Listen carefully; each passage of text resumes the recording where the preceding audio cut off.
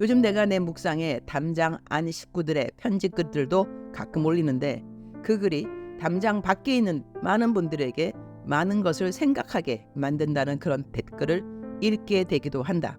얼마 전 담장 안 식구로부터 받은 편지는 예수님을 잘 믿는 찬양 사역자였는데 재소자가 된 형제의 글이었다.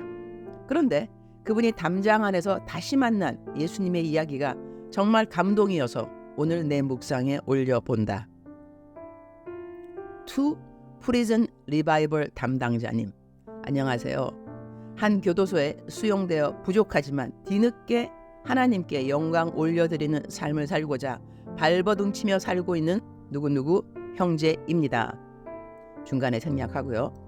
저는 밖에서의 생활을 말씀드리기가 부끄럽지만 사실 한 선교단체에 소속이 되어서 찬양 사역을 하며 하나님께서 주신 달란트인 작곡 그리고 편곡이라는 작은 재능으로 섬겼었습니다.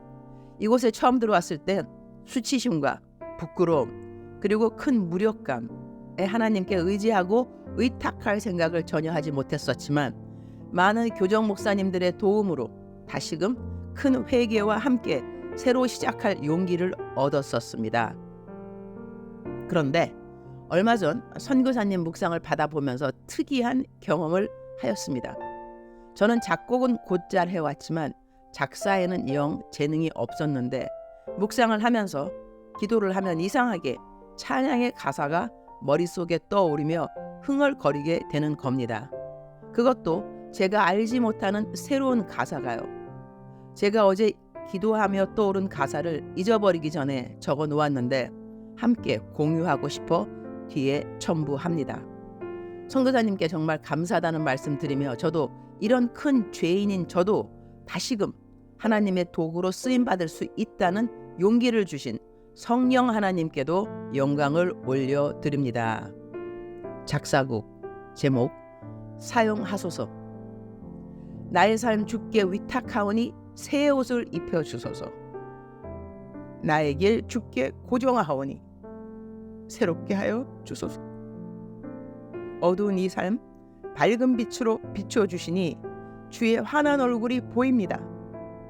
나를 사랑하시는 주의 얼굴이 보입니다. 나를 쓰시겠다는 주의 얼굴이 보입니다. 주여, 제 얼굴 보이십니까? 주여, 제 고백 들리십니까? 주님 주신 기회에 감사하오니 더욱 크게 사용하소서. 제 묵상입니다. 이제 여호수아 1장 1절.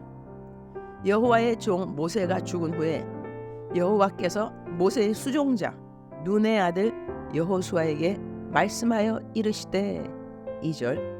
내 종 모세가 죽었으니 이제 너는 이 모든 백성과 더불어 일어나 이 요단을 건너 내가 그들 곧 이스라엘 자손에게 주는 그 땅으로 가라.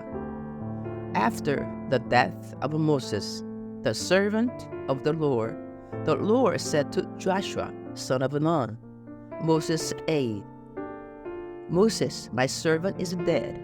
Now then, you and all these people get ready to cross the Jordan River into the land I am about to give to them, to the Israelites. 모세가 죽었다.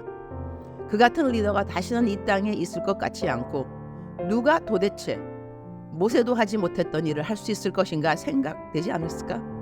그런데 하나님은 모세가 죽은 이후에 다음 리더를 부르신다. 그의 이름은 여호수아이다. 나는 이번에 모스타라는 몽골 제한인들 수양회를 다녀왔다.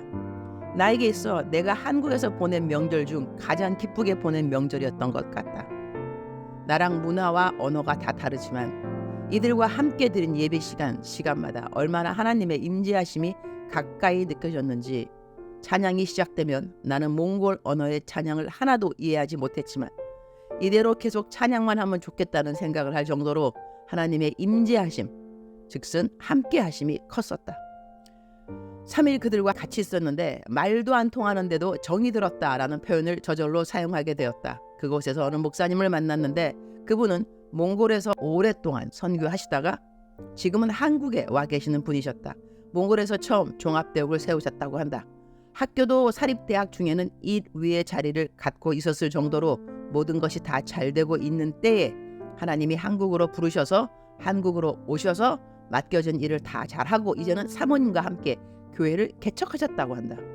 사모님도 목사님이신데 모든 것이 다 잘 되는 상황에서 그 모든 것을 다 내려놓고 다시 교회를 개척한다고 하는 것.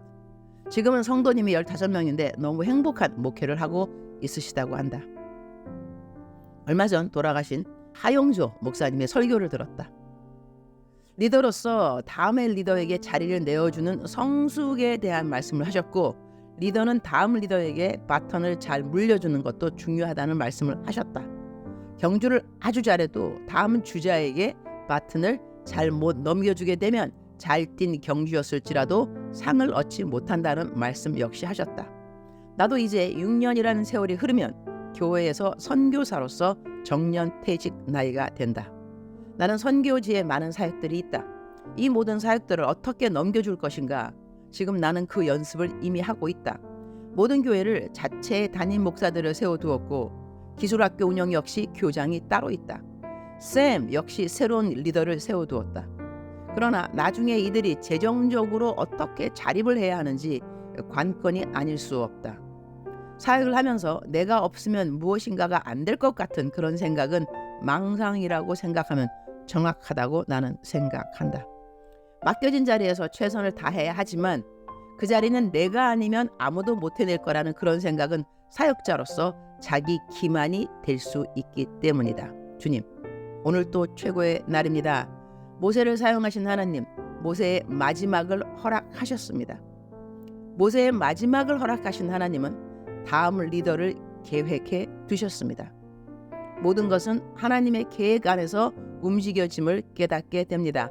중요한 것은 내가 지금 하나님의 어떤 일을 하고 있다는 그것보다는 나는 오늘 또 하나님의 음성을 듣는 종인가 하는 이것이 아닌가 합니다. 가라 하면 가고, 서라 하면 서고, 시작하라 하면 시작하고, 마치라고 하면 마치고, 주의 일을 하는 것이 기쁨인 것이 사실이지만 그보다 더 큰 기쁨은 피조물인 제가 창조주인 하나님의 음성을 듣고 행할 수 있다는 그것이 아닌가 합니다.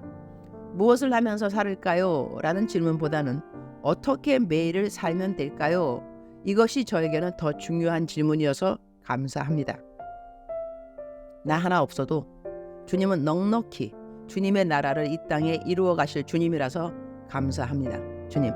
주님은 저 없어도 사용할 많은 하나님의 사람들이 있으시죠.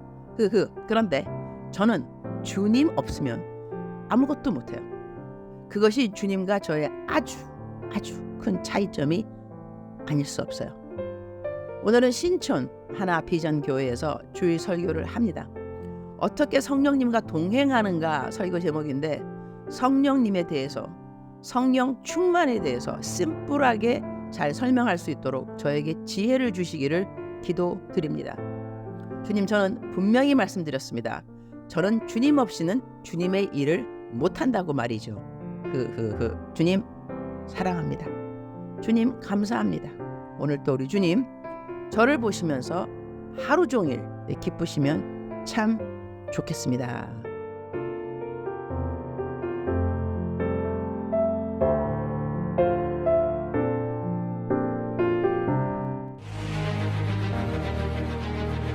우리나라의 모든 구치소와 교도소에 하나님의 말씀의 물결이 넘치는 날이 속히 오게 될 것을 믿는다.